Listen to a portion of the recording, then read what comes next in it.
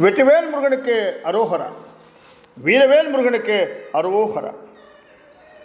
முருகப்பெருமானால் தூதுவிடப்பட்ட வீரபாகு இலங்கை சென்று சூரபத்மனின் மகன் வஜ்ரபாகுவையும் அழித்து இலங்கையில் பல சேதங்களை ஏற்படுத்தி வந்த நிகழ்வுகளை நேற்றைய உரையில் பார்த்தோம். பிறகு அங்கிருந்து புறப்பட்டு திருச்செந்தூர் வந்து முருகனடி சேர்ந்த வீரபாகு நிகழ்வுகளை நேற்றைய உரையில் பார்த்தோம் அல்லவா? வாருங்கள் தொடர்ந்து பார்ப்போம். திருச்செந்தூர் வந்து முருகனிடம் இலங்கைக்கு சென்று தான் கண்ட விவரங்களை அனைத்தையும் வீரபாகு எடுத்து சொன்னான். வீரபாகு மூலம் பல தகவல்களை கேட்டிருந்த முருகப்பெருமான் வீரபாகுவை ஓய்வு எடுத்துக் கொள்ளும்படி கூறிவிட்டு தேவர்களை சந்தித்தார். அவர் தேவர்களிடம், நான் அனுப்பிய தூதனை சூரபத்மன் ஏற்றுக்கொள்ளவில்லை, நான் அனுப்பிய சமாதான வார்த்தைகளையும் அவன் கேட்கவில்லை. எனவே தேவர்களுக்கும் அசுரர்களுக்கும் இடையில் சமாதானம் ஏற்பட வழியே இல்லை. அதனால் அசுரர்களையும் அவன் கூட்டத்தாரையும் நாம் போர்க்களத்தில் சந்திக்க வேண்டும். நான் அந்த யுத்த களத்தில் அரக்கர்களையும் அவர்கள் இனத்தாரையும் மொத்தமாக அழித்து விடுகின்றேன் என்று தேவ சேனாதிபதியான முருகப்பெருமான் சொன்னார். முருகப்பெருமான் கூறிய வார்த்தைகளை கேட்டு தேவர்கள் ஆனந்தமடைந்தார்கள், மகிழ்ச்சியில் கூத்தாடினார்கள்.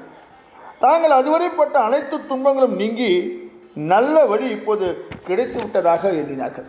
இந்த நிலையில் இலங்கையில் இருக்கின்ற வீர மகேந்திரபுரியில் வீரபாகுவால் ஏற்படுத்தப்பட்ட சேதங்கள் பலவிதமான கொந்தளிப்பையும் ஒருவித அச்ச உணர்வையும் ஏற்படுத்தியது. மேலும் சூரபத்மனின் மகன் வஜ்ரபாகு வீரபாகுவால் கொல்லப்பட்டது அரக்கர்களுக்கு மிகப்பெரிய அதிர்ச்சியாக இருந்தது. தன் மகனை பறிகொடுத்த சூரபத்மன் துக்கம் தாங்காமல் மிகுந்த வேதனைப்பட்டான். அவன் தன் மனைவி பத்மகோமலையை பார்த்து அவளுக்கு ஆறுதல் கூடிக்கொண்டிருந்தான். அங்கு வந்த சூரபத்மனின் மந்திரி தர்மகோபன் சூரனை தேற்றுவதற்கு முயற்சி செய்தான். இந்த மரணத்திற்காக வருத்தப்படக்கூடாது என்று தைரியம் மூட்டினான். அத்துடன் வீரபாகு இலங்கையை சேதப்படுத்தி விட்டு சென்ற தகவல் அறிந்த சூரபத்மன் நகரத்தை சுற்றி பார்த்தான். நகரம் மிகவும் சேதமாகியிருந்தது. எனவே வேறொரு அண்டத்தில் இருக்கும் பிரம்மாவை அழைத்து அழிந்திருக்கும் வீர மகேந்திரபுரியை புதுப்பித்து தரும்படி ஆணையிட்டான். அந்த பிரம்மாவும் வந்து வீர மகேந்திரபுரியை முன்பை விட அழகுபடுத்தி சென்றார். வீரபாகு இலங்கைக்கு தூதனாக சென்று சமாதானம் பேசியும் அதனை சூரபத்மன் ஏற்கவில்லை. அதனால் அசுரர்களுடன் யுத்தம் செய்வது மட்டுமே ஒரே வழி என்றாகிவிட்டது. இந்த நிலையில் முருகப்பெருமான் திரு கைலாயமலையை அடைந்து தன்னுடைய தாய் பார்வதியையும் பரமேஸ்வரனையும் சந்தித்தார். தேவர்கள் நந்திதேவரின் அனுமதி பெற்று உள்ளே சென்று தாய் தந்தையுடன் இருக்கும் முருகப்பெருமானை வணங்கி போற்றினார்கள்.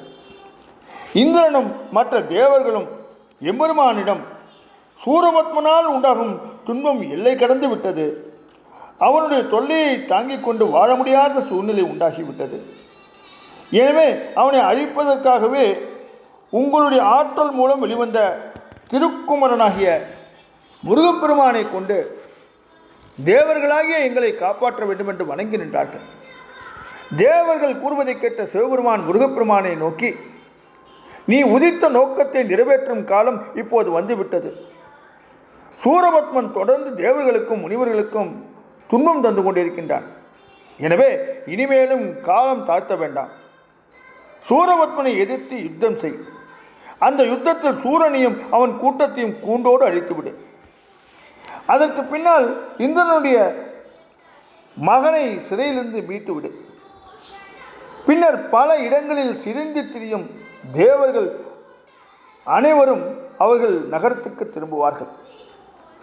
உன்னை யாராலும் வெல்ல முடியாது, உனக்கு தோல்வியே கிடையாது, எப்பொழுதும் உனக்கு வெற்றிதான் கிடைக்கும் என்று கூறி முருகப்பெருமானை ஆசீர்வதித்து தன்னுடைய மகனுக்கு அன்பு கட்டளையிட்டார் ஈஸ்வரன்.